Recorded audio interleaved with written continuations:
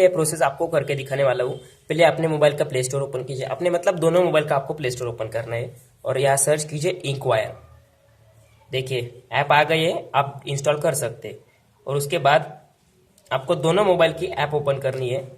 अभी ये मेरा लिनोवो मोबाइल है और ये मेरा वीवो का है, तो मैं लिनोवो की स्क्रीन वीवो को शेयर करने वाला हूँ। तो लिनोवो पे शेयर क्लिक कीजिए और वीवो पे एक्सेस। तो ये कोड आया है, ये वीवो में डाल दीजिए। वीवो का मतलब आपका जो भी मोबाइल होगा उसमें, और एक्सेस पे क्लिक करिएगा।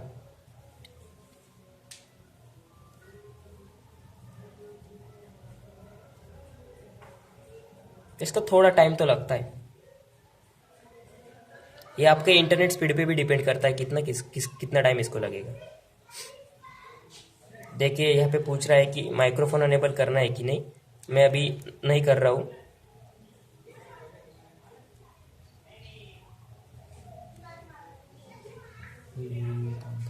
देखिए यहाँ पे स्क्रीन शेयर हो गई है लिनोवो की इस पे, पर ये थोड़ा अपने इंटरनेट स्पीड पे डिपेंड करता है कि ये कैसे चलता है।